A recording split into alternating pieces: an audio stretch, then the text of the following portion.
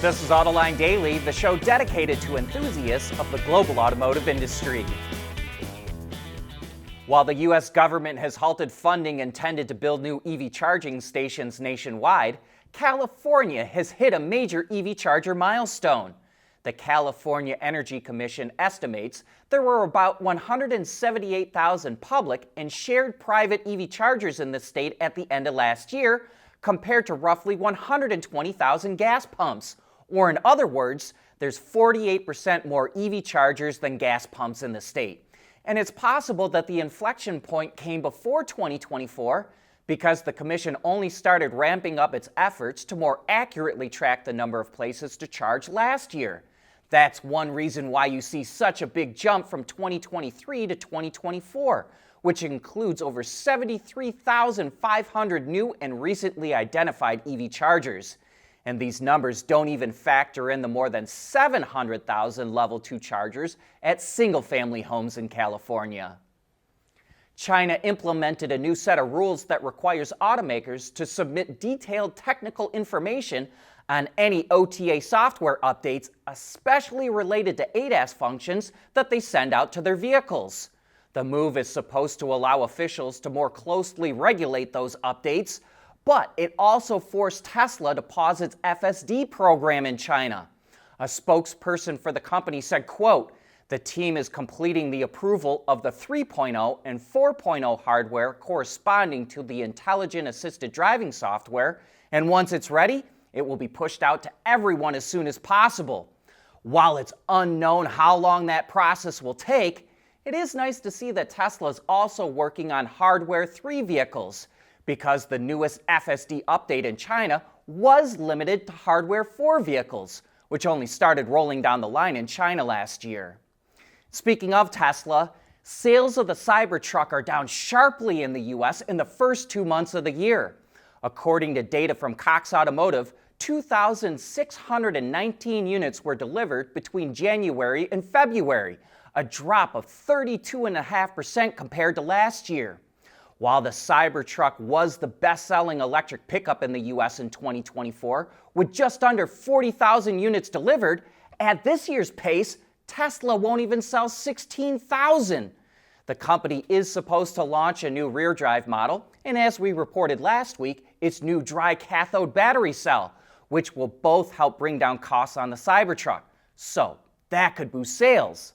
However, Tesla's overall sales in the U.S. in the first 2 months were also down 10%, and the Model 3 itself dropped 17.5%.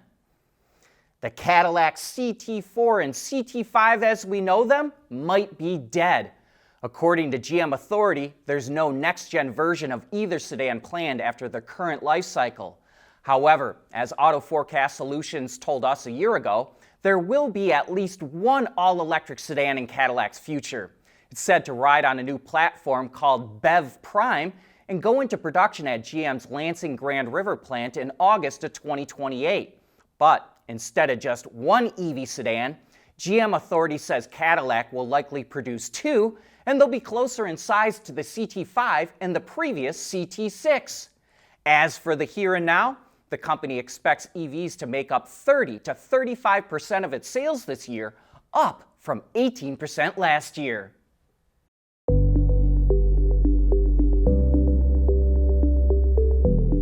Developing today's vehicles, issues can happen in an instant. What good is knowing your problems without the data to solve them? Meet Wireless Neovi Cloud, your secure off-the-shelf solution, empowering real-time collaboration for quick resolution. With Wireless Neovi Cloud, your team can prevent issues before they can escalate. Driver communication data and remote diagnostics to analyze and resolve your problems using OTA, allowing your executives oversight throughout the process. Wireless Neovi Cloud, your vehicle update solution in production and on the road. Intrepid Control Systems, driven by your data.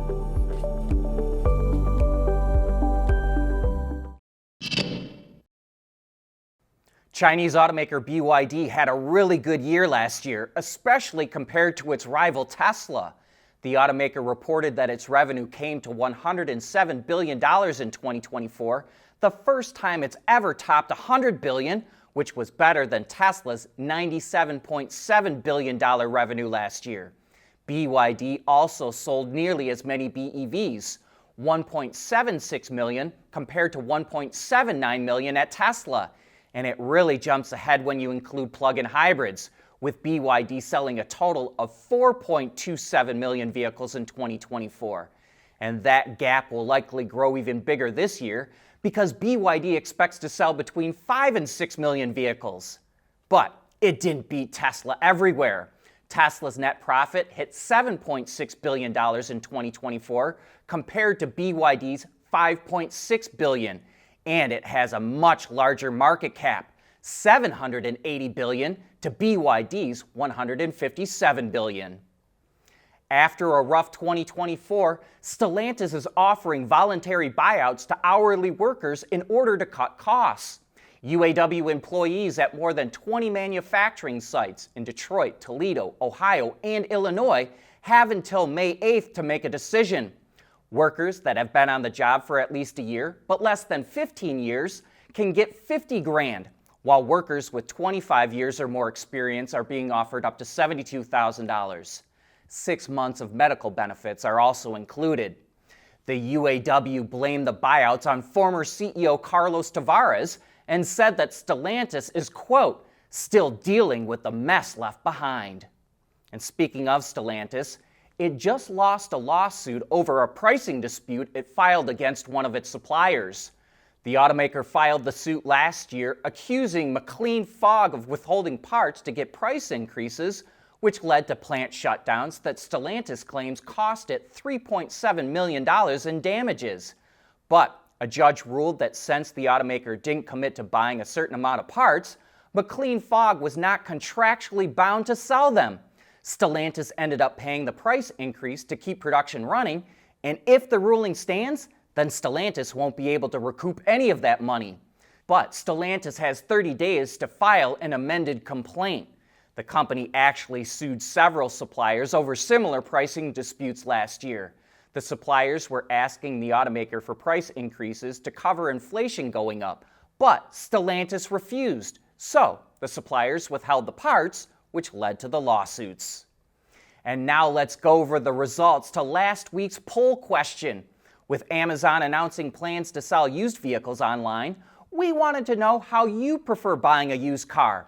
We got 925 votes, and 53% of you said you want to buy online. 27% preferred going with a dealer, while just 20% like buying from a private owner. And we got some good feedback too. Luke Rinderneck 2982 wrote, "I'd rather deal with a private seller directly. I don't need Jeff Bezos taking more of my money." FCV 1967 disagreed, saying, quote, "I want zero human interaction." And Isaac Garrison 36 was more in the middle. Quote, "Maybe a new car online, but a used car? Heck no." But if the general public feels the same as our Autoline audience, then Amazon is making the right move. And we'd like to thank everyone that participated. But that's a wrap for today's show. Thanks for watching, and have a great day.